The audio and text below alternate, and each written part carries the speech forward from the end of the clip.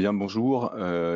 Il est 10h04, on va attaquer tranquillement. Donc voilà, je suis Thomas Blanc, je travaille chez Mascotte. Toute l'équipe Mascotte vous souhaite la bienvenue dans ce webinaire de découverte et d'initiation à l'utilisation de la plateforme d'apprentissage numérique Tactiléo. Au-delà de cette présentation qui abordera spécifiquement le fonctionnement de la plateforme, enfin en tout cas plus particulièrement le fonctionnement de la plateforme, je rappelle que Tactiléo est la plateforme d'apprentissage numérique choisie par l'Éducation nationale pour héberger de nombreuses BRNE qui sont à votre disposition. Alors, je viens de citer Mascotte et Tactiléo, je ne suis pas sûr que vous le sachiez. Donc, Mascotte est une entreprise créée par Pascal Bringer, un ex-professeur agrégé de SVT. Et Tactiléo, c'est la plateforme d'apprentissage numérique créée pour répondre à la demande du ministère concernant la fabrication et l'hébergement des BRNE. Les BRNE sont les banques de ressources numériques pour l'enseignement. Tactilo est donc un outil avec lequel nous avons fabriqué des collections de ressources numériques et qui permettra à votre tour de créer ou modifier des ressources, d'héberger des activités pédagogiques, de les diffuser et de suivre le résultat des élèves. C'est tout cela qui va vous être présenté par Christophe Gombert, enseignant de mathématiques. Je vous souhaite un bon webinaire et je lui laisse la parole. Bonjour à tous, bienvenue. Par rapport à ce qu'on m'avait dit, normalement, vous êtes enseignant ou e-run dans le premier degré. Donc vous avez un petit module de questions, dans lequel vous pouvez, voilà, si chacun peut me dire un petit peu, ça me permettra peut-être moi de préciser, dans ma présentation et d'être mieux ciblé par rapport à vos attentes. Et vous pouvez aussi poser des questions pendant la présentation auxquelles j'essaierai de répondre à la fin de la présentation. Donc moi, je suis professeur de mathématiques dans un collège à Pêche-Beaulieu, à côté de Toulouse. J'ai été auteur pour des banques de ressources pour le lycée sur la plateforme Tactiléo. Et c'est une plateforme que j'utilise aussi avec mes élèves au collège, donc des élèves, j'ai des élèves de 6e et de 3e. Donc sur la plateforme Tactiléo, il y a deux usages différents et complémentaires, c'est-à-dire que vous allez trouver des ressources qui sont déjà existantes et toutes prêtes à l'emploi. Et vous allez aussi pouvoir modifier ces ressources et créer vos propres ressources pour les diffuser aux élèves. Voilà, donc on va avoir différents niveaux d'utilisation. Il y a une première utilisation qui est très simple, et puis ensuite, après, on peut approfondir son utilisation et sa pratique avec les élèves en personnalisant complètement le travail et en adaptant ça à notre pédagogie. Pour découvrir Tactiléo, en fait, je vais vous dire un petit peu donc ce que je vais faire. Donc je vais présenter rapidement Tactiléo et les collections qui peuvent exister dans Tactiléo. Je vais vous montrer d'un point de vue un peu plus technique comment, pour un établissement du premier degré, on se connecte à la plateforme et on crée son compte. On peut aussi créer une base élève et ses classes. C'est facultatif, mais pour l'expérience des élèves et de l'enseignant, c'est quelque chose qui est conseillé puisque ça améliore quand même grandement le suivi du travail des élèves. Comment on diffuse des contenus aux élèves. Donc ça, c'est ce qu'on pourrait appeler le niveau 1 d'utilisation de Tactiléo. On diffuse une ressource qui est déjà existante, qu'on a trouvée intéressante, et on va la diffuser aux élèves. Comment du coup ensuite on peut suivre le travail des élèves sur cette ressource. Et après, je vous montrerai comment on peut facilement personnaliser et créer des ressources à l'aide des outils intégrés dans Tactiléo. Et ensuite, dans la mesure du possible, je répondrai à vos questions. Donc, si vous voulez découvrir Tactiléo sans se connecter, créer un compte avec l'UAI de votre établissement, vous pouvez aller sur un site qui s'appelle Mes cours en solo. Mescoursenssolo.fr, vous arrivez sur cette page si vous allez sur ce site, et vous cliquez sur Se connecter.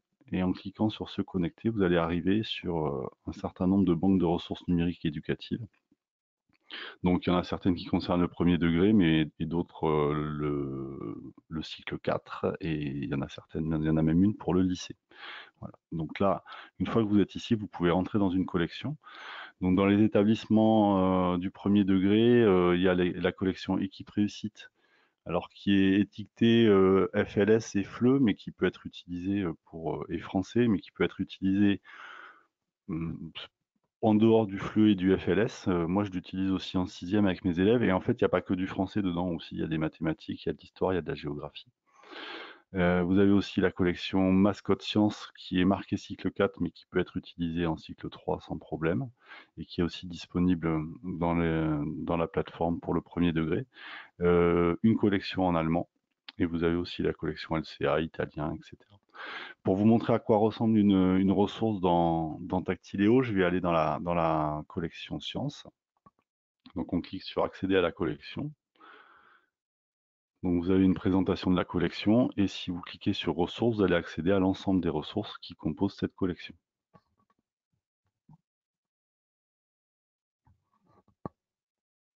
Voilà, donc on voit qu'il y a un très grand nombre de ressources qui sont disponibles dans celle-ci, dans cette collection-là. Donc la première chose importante, c'est de s'y retrouver, d'arriver à faire une recherche pour trouver les ressources. Donc le fonctionnement, il fonctionne par mots-clés, par recherche, et vous avez ici tous ces menus qui permettent d'affiner votre recherche. Donc on va faire une recherche par exemple sur les panneaux solaires ici.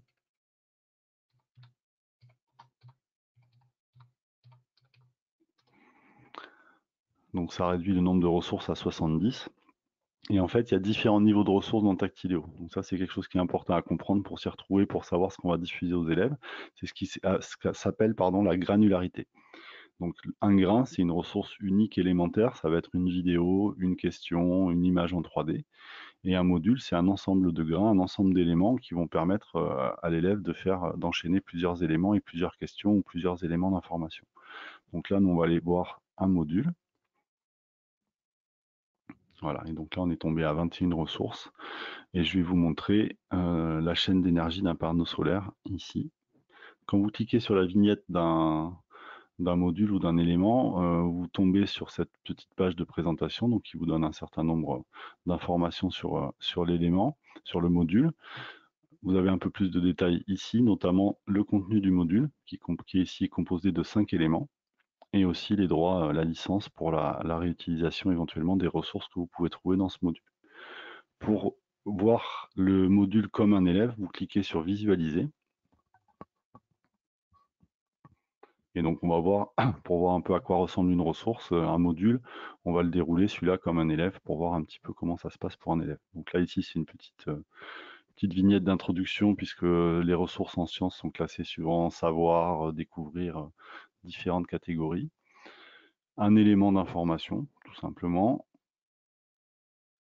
Ici, on passe à une question avec une réponse ouverte. Donc, je vous montrerai tout à l'heure, ces réponses-là peuvent ne pas être évaluées, mais il y a aussi une possibilité d'évaluation manuelle. Donc, vous allez pouvoir retrouver les réponses des élèves et les corriger manuellement et faire un retour aux élèves avec une annotation exactement comme sur un cahier, comme on pourrait le faire sur un cahier. À tout moment, on peut savoir où on en est avec les 3 petits traits ici en bas à gauche. Vous avez ici le plan du module et le déroulé pour savoir où vous en êtes. Donc là, je n'ai pas répondu. Donc un type d'élément qu'on trouve, c'est un texte à trous avec des étiquettes à déplacer. On verra que ce texte à trous peut être utilisé avec une saisie manuelle des réponses ou alors avec des listes déroulantes dans les réponses. Il y a plusieurs niveaux d'utilisation et donc du coup plusieurs niveaux de complexité de la question pour les élèves. On peut du coup personnaliser les questions et les adapter en fonction de la difficulté qu'on souhaite donner. Il y a une autocorrection qui est proposée. Ça peut être le cas ou pas. Donc ça, c'est des choses qui sont paramétrables aussi. Ici, on a une image légendée. Donc je vous montrerai aussi tout à l'heure simplement comment on peut en faire. Donc je réponds au hasard. Parfois aussi, vous avez des informations qui sont données dans une petite fenêtre qui peuvent masquer une partie de la question. Donc pour les enlever ou les faire apparaître, il suffit de cliquer ici sur le petit bonhomme qui peut prendre différentes formes suivant les collections. Donc pareil, une autocorrection et on termine le module. Donc à la fin du module, l'élève il a un score total. Ici c'était un module qui était noté sur 2, mais ce barème on peut le modifier et choisir ce qu'on veut comme barème avec pour chaque question ici le résultat et l'élève peut regarder ce qu'il avait fait, revenir à sa réponse et à la correction qui lui était proposée. Donc voilà comment ça se passe côté élève quand on diffuse un module d'une collection Tactiléo à des élèves. Là, sur ce site Mes cours en solo, on peut juste découvrir les collections. Donc si vous voulez aller voir, découvrir un petit peu ce qu'il peut y avoir dans les collections, vous pouvez y aller. Mais là, il n'y a pas toutes les fonctionnalités de la plateforme après qui permettent de diffuser aux élèves et de et de suivre le travail des élèves. Donc là, on va voir maintenant comment on peut se connecter avec l'UAI de son établissement et créer son compte pour avoir toutes les fonctionnalités de diffusion de travail aux élèves et de suivi du travail. Donc pour ça, vous allez, alors je vais ramener un nouvel onglet. Voilà, donc il faut aller sur edu.tactileo.fr. Donc là, j'étais déjà connecté. Vous allez arriver sur cette page-là. Et là, on va vous demander de vous connecter avec l'UAI de votre établissement. Donc normalement, tous les UAI sont rentrés dans Tactileo. Donc vous rentrez l'UAI de votre établissement. Normalement, il est reconnu. Et ici, soit vous êtes déjà inscrit, soit vous vous inscrivez en cliquant ici sur s'inscrire. Alors moi, comme je suis déjà inscrit, je n'ai pas accédé à la page d'inscription, mais à la page d'inscription, avec votre adresse académique, vous vous inscrivez et on vous envoie un mail et puis il suffit de confirmer l'inscription, enfin les choses classiques d'inscription sur plusieurs sites. Donc vous arrivez sur cette interface-là, donc vous retrouvez ici toutes les collections dont je vous parlais qui sont disponibles pour le primaire. Et vous avez dans le panneau de gauche un ensemble de menus qui vous sont proposés qui vont vous permettre de faire plusieurs choses, de prendre des ressources, d'en créer vous-même, de les modifier et aussi de gérer les classes. Donc, une fois que vous êtes connecté, on va voir comment on peut créer sa base et ses élèves et ses classes. C'est pas obligatoire, vous allez pouvoir diffuser des ressources aux élèves sans avoir fait ça, mais bon, après je vous le conseille, on va voir les avantages de cette méthode-là. Donc pour faire ça, en fait, il y a un onglet ici qui s'appelle Administration. Et vous avez une possibilité donc de gérer les enseignants de l'établissement, les apprenants et les classes. On va créer une classe. Donc on va l'appeler CE2. Je vous expliquerai juste après pourquoi c'est mieux de créer la classe avant d'importer des élèves. Donc cette classe pour l'instant ne contient aucun élève. Et maintenant, on va importer des élèves qui sont appelés apprenants dans Tactileo. Donc on peut ajouter à la main, mais c'est un peu pénible. Donc on peut importer en fait des élèves d'un bloc à partir d'un modèle de fichier tableur. Donc vous récupérez le modèle de fichier tableur. Je vais vous montrer à quoi il ressemble vide. Après, moi j'en ai préparé un pour l'intégrer. Donc voilà, vous récupérez ce modèle et ici vous allez pouvoir entrer tous les identifiants de connexion de vos élèves, les mots de passe, des choses facultatives, la classe et éventuellement la date d'expiration du compte. Moi j'en ai préparé un que je vais vous montrer. Voilà. Donc ici j'ai rentré la classe CE2. Donc si je l'avais pas créé avant, quand j'importe ce fichier, en fait ça fonctionnerait pas puisque la classe n'existe pas, donc elle serait pas reconnue. Donc si vous voulez que la classe apparaisse, il faut d'abord créer la classe avant d'importer les élèves. Donc maintenant on va importer ce fichier.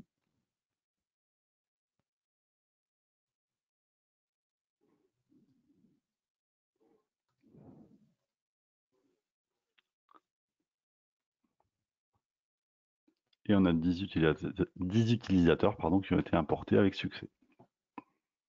Et on les retrouve ici. Voilà, donc chaque élève qui est arrivé. Voilà, donc là ma classe est importée, ma classe est créée, mes élèves sont là, je vais pouvoir maintenant essayer de diffuser un module. Donc là, peu importe le module, je vais aller dans la collection équipe réussie dont je vous parlais tout à l'heure, ce sera l'occasion de la voir un petit peu. Donc ce que je vous disais tout à l'heure, hein, il y a marqué français, mais en fait vous allez retrouver plusieurs matières qui sont disponibles. Donc on va regarder par exemple en géographie, je vais prendre au hasard, hein, et on va prendre un module sur le tourisme dans le monde. Voilà. Donc comme tout à l'heure, je clique sur la vignette, j'ai des informations sur ce module. J'ai plus de détails ici. Je peux le voir pour voir s'il me convient et si je veux le diffuser à mes élèves. Et pour le diffuser aux élèves, on crée ce qu'on appelle une session. Donc vous cliquez ici sur créer une session. Vous avez le titre de la session. Donc ça, vous pouvez le modifier. Par défaut, c'est le titre du module.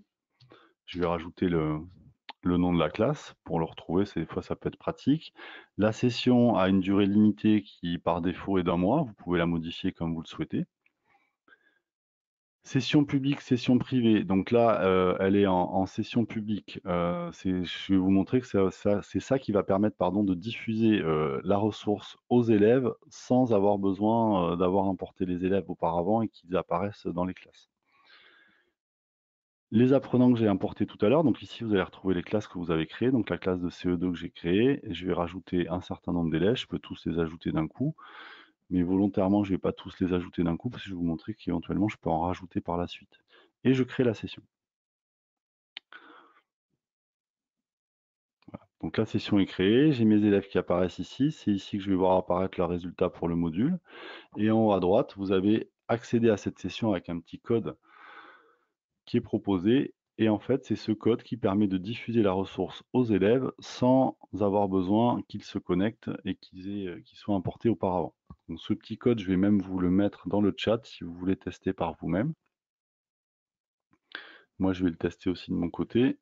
Hop, voilà, je vous l'envoie. Moi, pour le tester, je vais aller dans une nouvelle fenêtre de navigation privée parce que ça, attention, quand vous allez tester, si vous vous connectez sur un nouvel onglet, comme vous êtes déjà connecté à Tactileo, il va vous refuser la connexion en tant qu'élève puisque vous êtes déjà connecté en tant qu'enseignant. Je vais rentrer un pseudo. Alors, c'est l'inconvénient de la session ouverte, c'est-à-dire que là, l'élève n'étant pas identifié, il va falloir qu'il rentre un pseudo, un nom.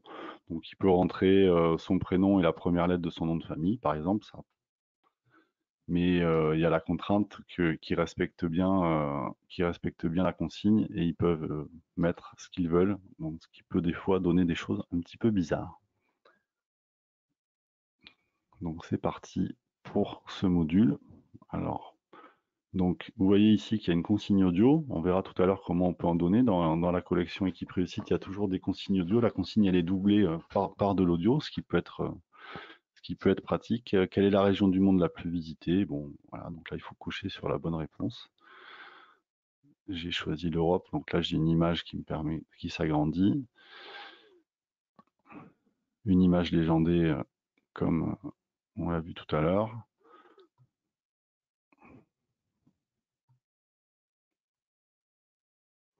Une autre image légendée, donc là, je ne vais pas répondre pour accélérer un petit peu. L'objectif, c'est pas de faire la question. Une question ouverte. Et on arrive en fin de module avec un score. C'était une question ouverte qui n'était pas évaluée ici. On verra tout à l'heure comment ça se passe. Qu'est-ce qui s'est passé de mon côté? Ben, on voit directement mes résultats qui apparaissent. Voilà, et on voit que Yannick s'était connecté aussi à la ressource. Donc on distingue les élèves qui sont en mode connecté de ceux qui sont en session libre par le fait qu'il y a un petit carré ici à côté. Donc pour diffuser une ressource aux élèves, donc je remonte rapidement là pour se connecter sur l'établissement avec l'UAI de votre établissement. Je n'avais pas passé les diapos de mon diaporama. On crée sa base et ses élèves. Et pour diffuser des contenus aux élèves, on crée une session qu'on paramètre et on peut aussi diffuser la ressource à l'aide d'un lien libre.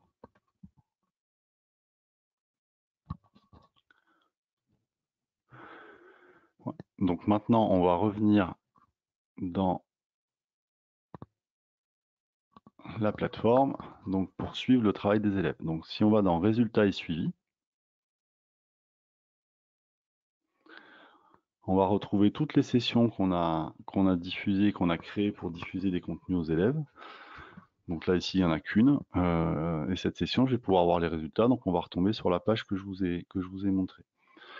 Alors je vais quand même vous préciser une chose, c'est que les résultats peuvent être exportés au format tableur. Donc on peut récupérer tous les résultats d'une session. Et on peut aussi modifier la session qu'on a créée. Donc les paramètres, si je clique ici sur modifier,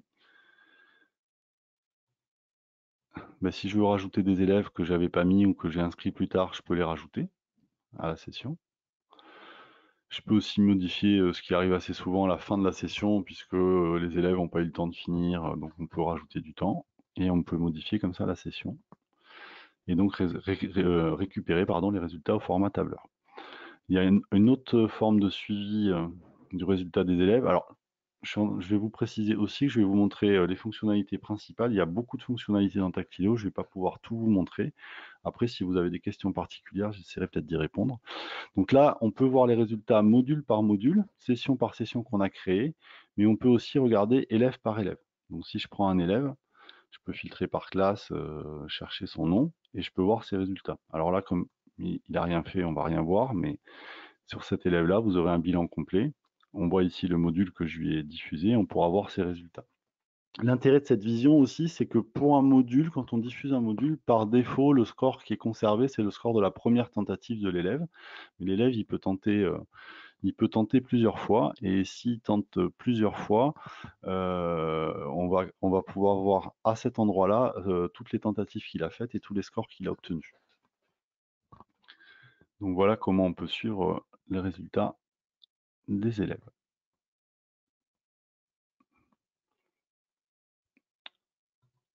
Je reviens sur mon diaporama. Voilà. Donc les deux modes de suivi du travail des élèves.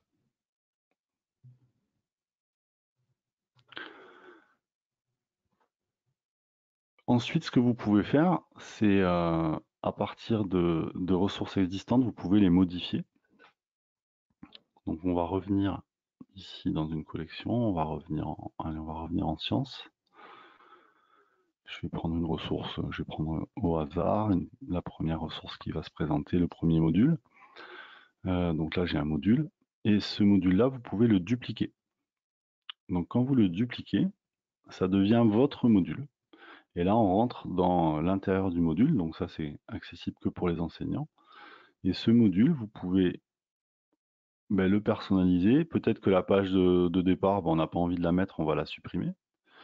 Peut-être que cet élément-là, on veut le mettre en premier, donc on va modifier le positionnement. Et légender une image, par exemple, on va prendre légender une image, on trouvait qu'elle était bien, mais nous, on voudrait rajouter une étiquette, on peut rajouter des étiquettes intruses, par exemple. Alors là, je suis complètement au hasard, hein. Je sais pas, on va mettre sodium, je sais pas, par exemple.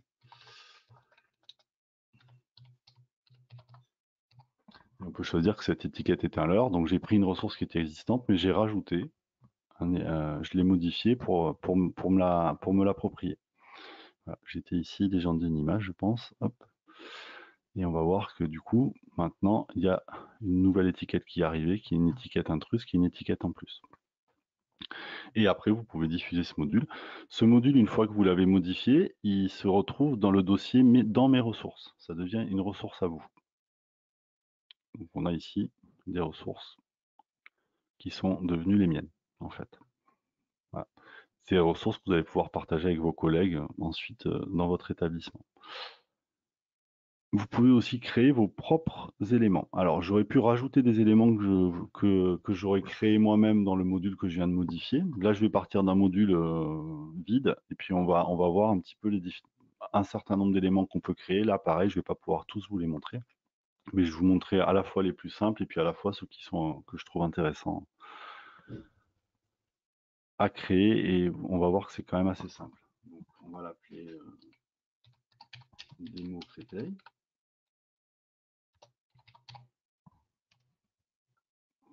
Et on va ajouter un nouvel élément. Donc l'élément le plus classique, c'est le QCM, hein. Donc on va voir comment on crée un QCM. Voilà. Alors moi, ce que je fais souvent quand je crée des éléments, j'ai préparé avant dans un fichier texte mes questions, donc ça me permet comme ça de créer facilement une fois que j'arrive dans la... Donc parmi les nombres suivants, quels sont des nombres pairs? On va proposer 1, 2, 3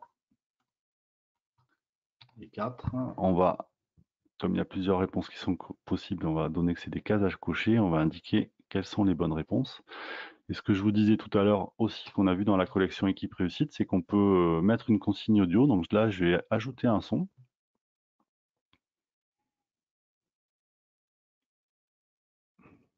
Je vais ajouter un son. Je ne sais pas, il ne s'est pas ajouté, il ne m'a pas proposé. Ah, voilà, pardon, j'avais pas choisi le fichier. Donc je vais chercher un petit son que j'avais préparé avant, qu'on peut enregistrer avec son téléphone ou un petit logiciel. Là, moi, j'ai fait avec Audacity. Et je le rajoute comme ça, tout simplement. Je clique sur OK. Et au fur et à mesure que je crée mes éléments, quand j'enregistre, je peux les visualiser pour voir ce que ça donne côté lèvres. Donc voilà, là, on voit l'élément qu'on vient de créer. On peut le dupliquer aussi. Donc si on veut faire un élément qui est similaire, il y a quelques petites choses à modifier, ben, on peut le dupliquer simplement. Du coup, ça évite de refaire une mise en page qu'on aurait faite, par exemple, etc. Elle va se dupliquer automatiquement. Je vais vous montrer maintenant l'élément. Donc ça, c'est tous les éléments évalués. Hein. Il y a tout ça comme possibilité d'éléments qu'on va pouvoir évaluer. Il y a aussi des éléments d'information. On va voir comment on peut légender une image. Donc je vais choisir une image que je vais insérer. Alors j'ai pris une image sur les solides. Voilà, et donc une fois qu'on a l'image, en fait, on va créer des étiquettes. Donc on va marquer cube. Et on va ajouter cône, par exemple. Et on va en mettre une dernière, on va mettre le prisme. Voilà. Une fois qu'on a créé les étiquettes, on les positionne à l'endroit attendu.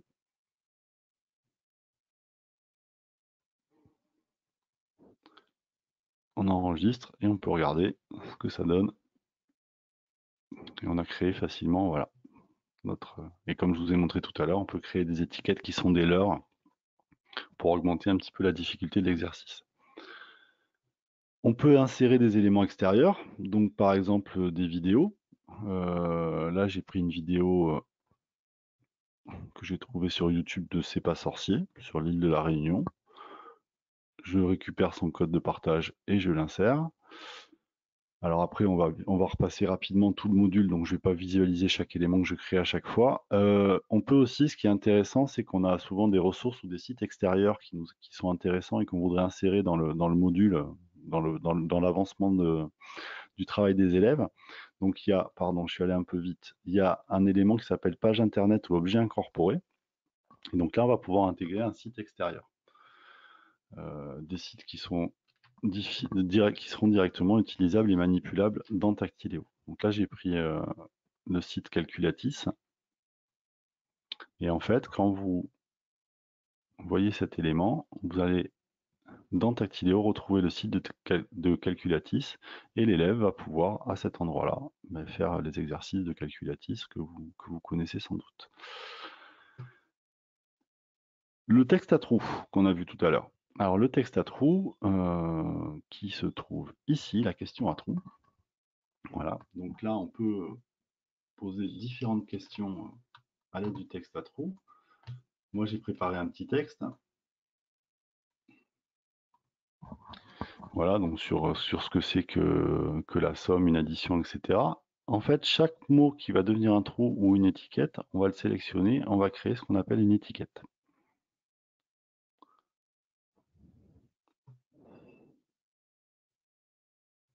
Alors on va...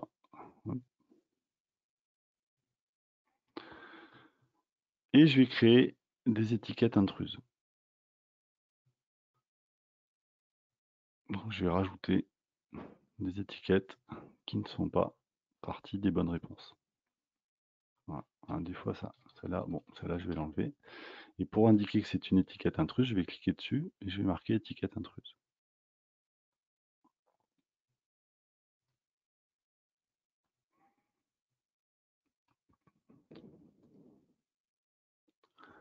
Donc là, on va se retrouver avec ce qu'on a vu tout à l'heure, des étiquettes à déplacer. Mais en fait, ce type de question, comme je vous le disais tout à l'heure, on peut l'utiliser de différentes manières. Donc je vais la dupliquer. Et je vais la remodifier. Et là, au lieu d'avoir des étiquettes, pour avoir une question qui est un peu plus difficile, je vais demander une saisie clavier. Donc là, il n'y a plus d'étiquette, donc ces deux-là, du coup, n'ont plus lieu d'être. Et là, l'élève va devoir saisir le clavier. Donc là, je peux prendre en compte les accents, ne pas prendre en compte les accents, prendre en compte la casse. Voilà, je peux imaginer que l'élève, il va peut-être faire des fautes d'orthographe, donc je pourrais écrire addition avec un seul D, par exemple. Voilà, puisque forcément, ça augmente le niveau de difficulté. Il faut que l'élève, Donc ça dépend, ça c'est des choix pédagogiques à faire. Et là, on va se retrouver avec la même question, mais sauf que cette fois-ci, l'élève il va devoir donc saisir les réponses lui directement dans les trous qui lui sont proposés.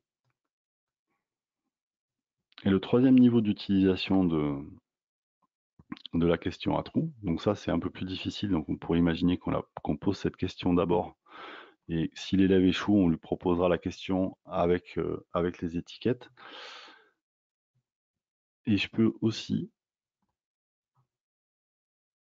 rester en saisie clavier, mais ce ne sera pas vraiment une saisie clavier, parce qu'en fait, sur cette étiquette, au lieu d'attendre du texte, ça peut être aussi un nombre, hein. Comme ça limite, si vous attendez un nombre, l'élève il pourra saisir qu'un nombre, et puis il n'y aura pas de problème de point et de virgule. Je peux proposer une liste. Et donc là, je pourrais proposer d'autres opérations.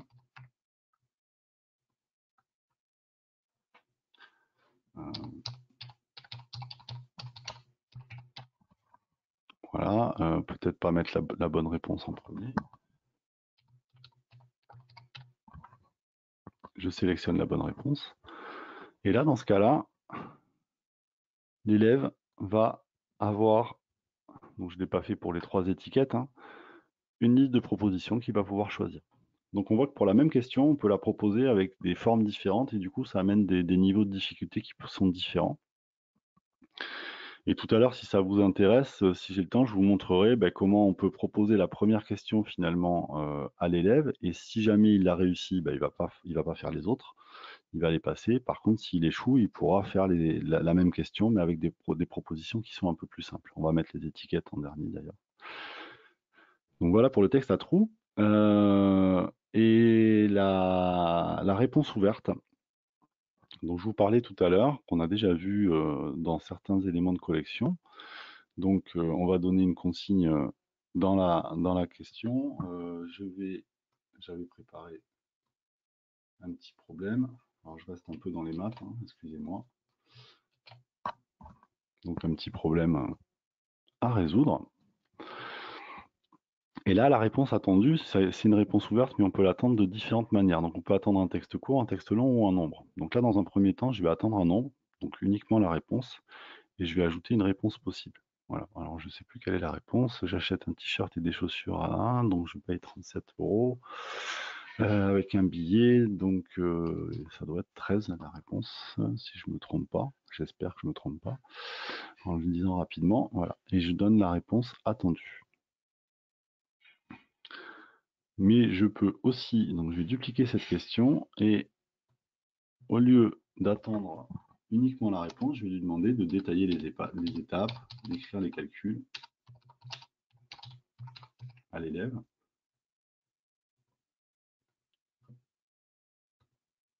Et là, du coup, je vais attendre un texte long.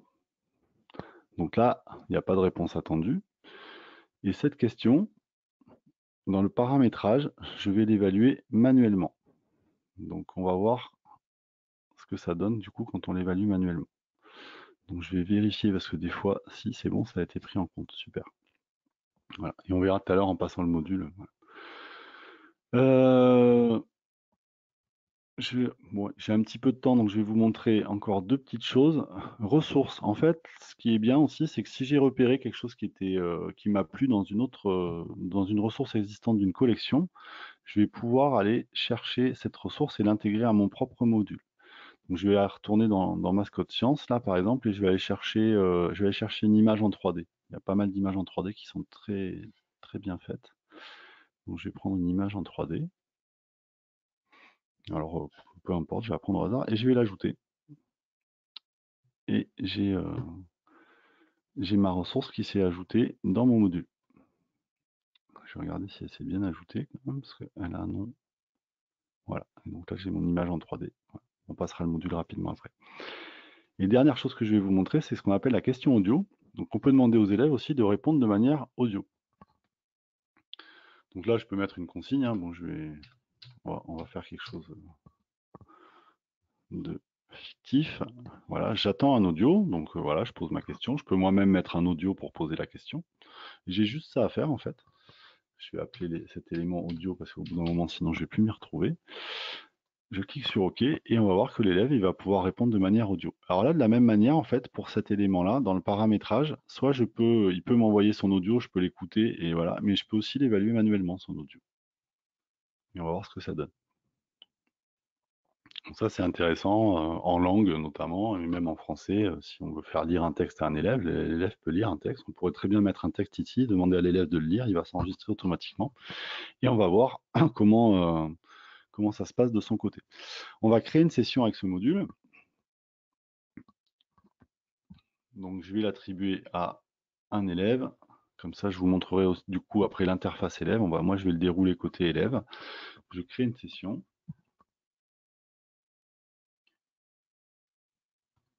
Et on va terminer du coup avec ça. On va dérouler ce module-là. Je vais vous donner le lien de la session ouverte si vous voulez tester ce qu'on vient de créer ensemble.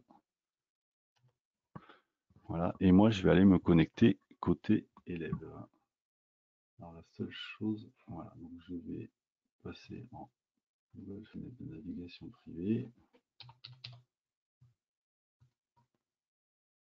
Puisque je suis déjà connecté, je vais, si c'est bon, j'ai le nom de l'établissement.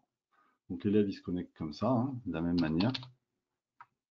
Alors, sauf, vous me direz tout à l'heure, si vous avez des établissements qui sont connectés aux gares, mais je pense dans le premier degré, c'est rarement le cas.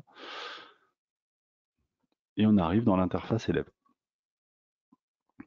Donc, il a un dossier à faire où il va retrouver les deux modules que j'ai diffusés à cet élève tout à l'heure, donc le premier et puis celui qu'on vient de créer. Et il y a un dossier terminé, on verra tout à l'heure ce que ça donne ce dossier terminé. On va passer rapidement côté élève le module qu'on vient de créer, donc le QCM, les nombres pairs avec la consigne audio. Donc la consigne audio, hein, tout simplement, il clique ici. L'image légendée.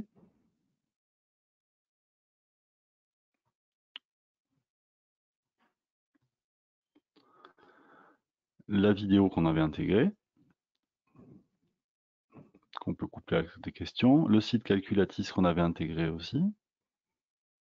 La question à trous avec saisie des réponses. Donc je vais essayer d'en faire une correcte. Et puis je ne vais pas compléter les autres pour accélérer un petit peu. Voilà, avec autocorrection, ça aussi, ça peut se paramétrer. On peut choisir qu'il y ait une correction ou pas qui soit proposée. Et le feedback que vous avez en bas aussi peut se paramétrer. La même question qui est proposée avec un menu déroulant que j'avais fait sur un des trous. Et la même question avec les étiquettes.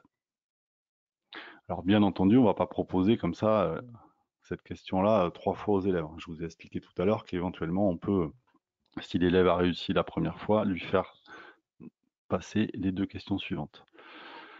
La question ouverte avec la réponse attendue qui était sous forme de nombre. Et là, on a la réponse. Voilà. Donc là, on pourrait dire que l'élève va détailler sa réponse. Donc il va taper 25 € plus 12 € égale 37 €. Et qu'ensuite, il va faire 50 € moins 37 €. Et là, il fait une erreur de calcul. Et il trouve 23 €. Et il ne fait pas de phrase réponse. On va voir ce que ça donne. L'élément qu'on a été chercher dans une collection, donc l'image en 3D, qu'on retrouve ici. Et là, la question audio. En fait, l'élève, il a juste à ouvrir l'enregistreur audio. Il clique sur démarrer l'enregistrement. Donc ça marche très bien avec une tablette pour le coup. Et là, il peut il donne sa réponse et il a 120 secondes de possibilité de temps d'enregistrement possible. Et il valide. Et le module est terminé. Sauf que par rapport à tout à l'heure, vous voyez ici, il y a un petit sablier. Le score est en attente parce qu'il y a marqué en attente d'évaluation. Parce qu'il y a 2 questions qui sont en évaluation manuelle, donc la question à question ouverte et la question audio. Et donc, on va voir que ces 2 questions, en fait, effectivement, elles sont à corriger côté enseignant. Voilà, donc on voit qu'il y en a 2 parmi vous là qui ont passé un peu le module. Et ça disparaît parce qu'effectivement, il y avait une évaluation manuelle qui est à faire. Donc là, attention, moi, je me suis fait piéger au départ. Des fois, on se dit, mais mes élèves, ils n'ont pas fait le travail que je leur ai donné. Dès qu'il y a de l'évaluation manuelle, il faut se méfier puisque les élèves n'apparaissent pas ou apparaissent comme s'ils n'avaient pas fait le travail. Et si je vais dans résultats et suivi, on va trouver dans le dernier onglet là en haut à droite, qui s'appelle à évaluer, on va voir que j'ai 4 réponses à évaluer. Voilà. Donc j'ai S et élève 1, donc je vais le faire sur l'élève 1.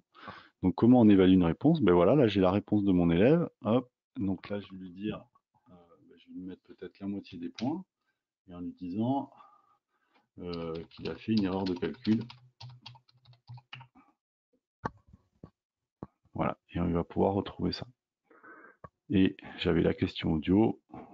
Donc là, l'intérêt, c'est que je vais écouter l'audio de mon élève. Et une fois que j'ai écouté l'audio de mon élève, je vais pouvoir aussi lui corriger son audio. Voilà, donc là, j'ai tout corrigé pour l'élève 1. On va aller revoir ce qui se passe côté élève, du coup. Donc l'élève, il avait terminé, il clique sur terminer, il revient dans son interface, dans affaires, le module a disparu, il est passé dans le dossier terminé. Et quand il rouvre le module, là maintenant il retrouve son score, il retrouve tout ce qui a, les questions qui étaient en correction manuelle sont bien corrigées, et s'il clique sur la petite loupe, il va retrouver sa réponse, sa note et le commentaire que l'enseignant aura pu lui faire sur la question.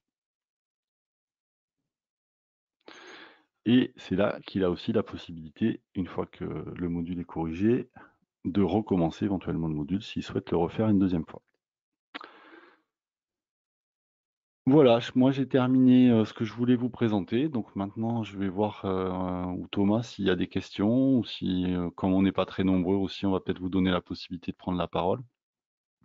Oui, je pense que c'est ça. On va peut-être pouvoir interagir en audio. J'ai répondu aux choses à fur et à mesure. Si on a du temps, par contre, c'est vrai que tu avais mis en suspens la poursuite conditionnelle Ouais. des questions. Tu auras peut-être le temps, mais c'est vrai que lever la main et on pourra vous donner la parole. Moi, si, comme vous voulez, je peux faire la poursuite conditionnelle, comment on peut paramétrer un petit peu le partage. Enfin, bon, après, il y a plein de choses à montrer encore, mais je ne sais pas ce qui peut intéresser les personnes présentes. Juste une chose aussi, on m'a donné confirmation que c'était que des e-runs qui étaient les gens. Ok.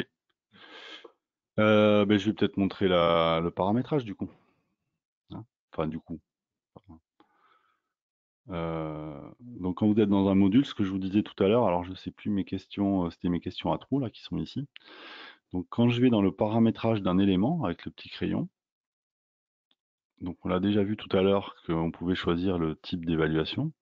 Vous pouvez aussi choisir le message envoyé si la réponse est correcte ou si la réponse est incorrecte à l'élève. Mais surtout, vous allez pouvoir dire, donc là c'était la première question où l'élève devait saisir les réponses. Donc si jamais il répond correctement, au lieu de passer à l'élément suivant, je vais choisir l'élément auquel il va passer. Alors je ne sais plus à quel élément j'étais, je pense que du coup ça doit être le 4 et en copie, et du coup je vais faire sauter les 2 éléments suivants et je vais le faire passer directement à l'élément numéro 7. En cas de réponse fausse, on peut aussi choisir, donc du coup on peut adapter des parcours comme ça. Et vous voyez que c'est très riche, il y a beaucoup de choses aussi encore qu'on peut paramétrer, éventuellement aussi il y a des déclencheurs et on peut aussi mettre des indices. Mais là on rentre vraiment dans des niveaux d'utilisation qui sont. Donc qu'est-ce qui va se passer ici? Maintenant, je suis à l'élément 5. Je vais essayer de ne pas me tromper pour calculer la somme. Et on les appelle les termes. Ma réponse est correcte. Et du coup, je vais passer. Alors, j'ai pas sauté exactement. Je suis passé de 5 et j'ai envoyé à 7. Donc, il aurait fallu que j'envoie à 8 puisque j'ai sauté l'élément 6. Donc, je vais le remodifier rapidement. Hop. Comme j'ai pas donné de nom à mes éléments, c'est point simple. Voilà. Donc je recommence. Donc là, on est à l'élément 5 et normalement, on devrait tomber sur l'élément réponse ouverte si on répond juste sans passer par les 2 éléments qui seraient des éléments de remédiation. Alors nous, quand on a créé les collections, par exemple, quand un élève se trompe, on lui propose une vidéo d'explication et puis on lui repropose une question du même type. Et l'élève qui réussit, par contre, il va passer directement à la question suivante. Donc je reviens à cet élément.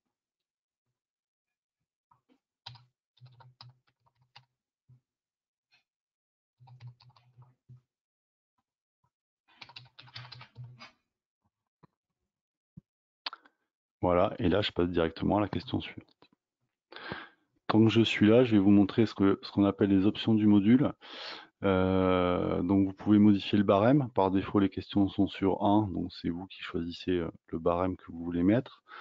Il y a aussi une possibilité d'axe de positionnement, donc ce qu'on pourrait appeler une évaluation par compétence. Vous allez pouvoir définir des axes et l'élève à la fin peut avoir une petite araignée avec ses compétences. Donc en maths, nous par exemple, calculer, chercher, raisonner, etc. Et vous allez attribuer sur chaque élément de dire si c'est réussi ou si c'est échoué, si on met des points à telle compétence. Je vais mettre par exemple calculer ici. Voilà. Et là, je peux choisir que si réussit cet élément, ben, je vais mettre des points à la compétence calculée. Vous pouvez aussi partager, donc ça c'est un des intérêts, notamment dans le premier degré, il y a beaucoup de partage de ressources. Donc ce module par défaut il est à vous, donc personne ne le voit. Vous pouvez le partager avec tous les collègues de votre établissement, mais vous pouvez aussi le partager avec tout le monde, avec toute la communauté Tactiléo, c'est-à-dire que tout le monde pourra le retrouver. Pour ça, il est intéressant dans l'indexation du module de bien préciser le niveau sur lequel vous êtes pour que les gens, ensuite, quand ils cherchent, ils puissent retrouver le niveau. Voilà. Alors, il peut être intéressant de mettre sur papier son module pour anticiper les renvois. Et dans ce cas, comment peut-on évaluer l'élève? Alors, je ne comprends pas exactement ce que ça veut dire mettre sur papier son module. Excusez-moi, Eric. On va peut-être. Tu peux ouvrir les Je peux prendre. micros, Ah oui. Thomas? Alors, les micros, pop, pop, pop. Peut-être que. Ouais, Alors, tous, ok. Oui. Voilà, donc prenez directement la parole, peut-être pour poser des questions, ce sera plus simple du coup. Oui, est-ce que vous m'entendez? Oui, très bien. J'étais sur le cas où vous paramétriez tout à l'heure votre parcours et faites des renvois. Je me disais qu'en le mettant sur papier, ça nous faciliterait le travail. De le mettre sur papier, c'est-à-dire de le prévoir au début sur papier. Oui, anticiper sa rédaction. Oui, oui, non, mais ça, bien sûr, ouais, là, je l'ai fait un peu en direct, mais effectivement, il faut mieux l'anticiper, oui. Et, la dernière question sur, dans ce cas, peut-on évaluer l'élève, c'était par rapport à la question qui était posée juste avant sur l'intégration d'une application style calculatrice, comment évaluer l'élève sur la réussite ou pas de cette application. Ça, c'est pas possible. C'est pas C'est pas possible. possible. C'est un élément extérieur qui ne va pas communiquer avec Tactiléo. Donc D'accord. là, par contre, ça, c'est pas possible. Et comment ça apparaîtra dans les résultats d'élèves? En fait, ça apparaît comme un élément non évalué. Donc, En effet. je ne sais pas si vous avez, il sera non évalué. Donc, du coup, vous avez le petit rectangle noir, là, la petite bulle, voilà, comme un élément d'information. En fait. D'accord, ok. Merci.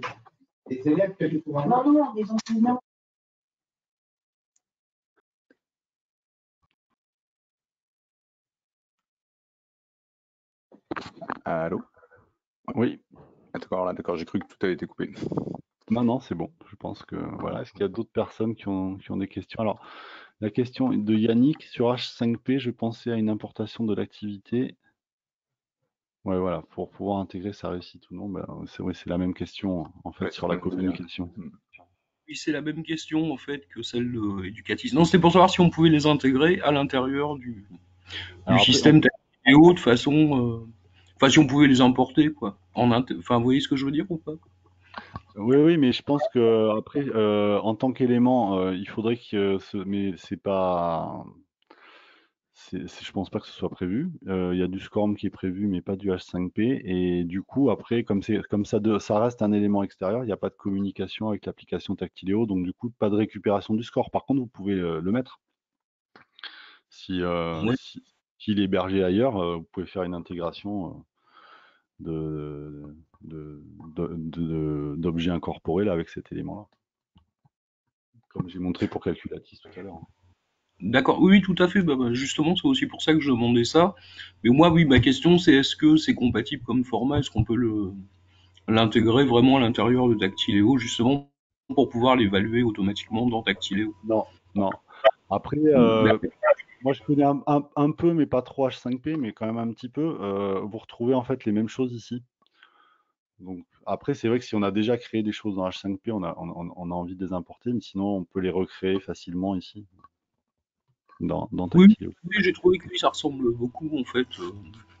Après, si vous voulez créer des choses un peu en masse, quelque chose que je n'ai pas montré, c'est que vous avez ici dans l'option du module importer à partir d'un fichier. Donc ça peut être quand même très pratique. Donc je vais exporter un modèle et vous allez voir que en fait, vous pouvez tout créer dans un fichier tableur, toutes vos questions. Donc là, voilà, il va arriver. Donc ici, j'ai un fichier tableur que j'ai récupéré, donc là où je vous ai montré dans Tactileo. J'ai tous les types de questions ici en bas. Et donc je peux créer mes questions dans ce fichier tableur et le réimporter, et les éléments vont se créer automatiquement. Ah oui, d'accord. Oui, c'est très intéressant, ça, je trouve. Oui, ça peut être assez intéressant quand quand on commence à vouloir faire des choses un petit peu en masse et puis qu'on a un peu l'habitude. Voilà, donc je vous remontre où ça se trouve. En fait, vous êtes dans votre module, dans Options du module, vous importez à partir d'un fichier. Cliquez sur Importer à partir d'un fichier, vous récupérez le modèle que je viens de vous montrer, et après vous importez le fichier. Alors on peut essayer, hein, ça fait un petit moment que je ne l'ai pas fait, mais si on prend un questionnaire à choix multiples, voilà, sélectionner la bonne réponse, je ne sais pas s'il faut mettre 1 ou pas, enfin ouais, je sais pas. On peut choisir si c'est des cases à cocher ou pas. Voilà, bouton, vous voyez, ou si c'est des boutons, ou si c'est des étiquettes mobiles, et on peut donner des choix ici. Bon, là je prends un risque, hein, parce que ça fait un petit moment que je ne l'ai pas utilisé, mais on va le tenter. Je vais l'enregistrer.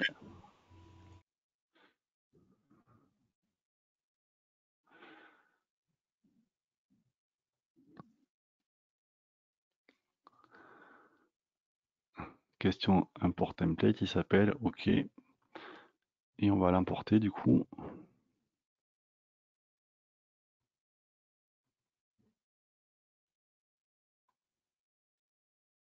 Importation du fichier réussi.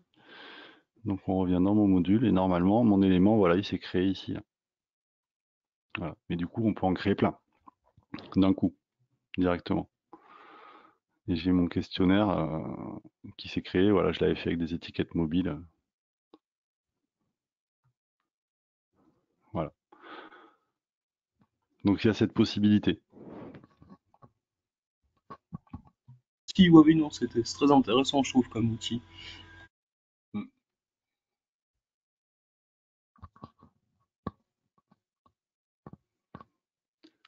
Je sais pas s'il y a d'autres questions. S'il n'y a pas d'autres questions, on est nickel en termes d'horaire. Là, on peut pas faire mieux.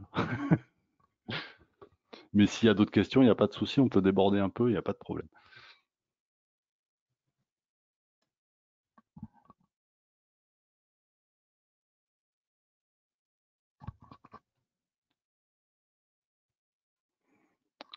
Bon, bah écoute Thomas, je sais pas. Bah, allez, c'est parfait. Écoute, merci Christophe, c'était encore une fois, c'était parfait. On a quand même bien vu l'échantillon de ce qui était possible de faire. Donc j'espère que ça vous a convaincu. Donc je pense que c'est à vous aussi de diffuser l'information. On a parlé donc plutôt peu Pardon. des... Oui, non, il n'y a pas de souci.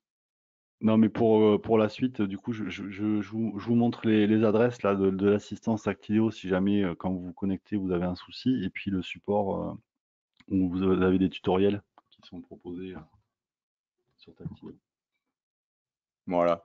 Et donc, en complément, ce que je disais dans les questions, vous recevrez l'enregistrement par mail de ce webinaire.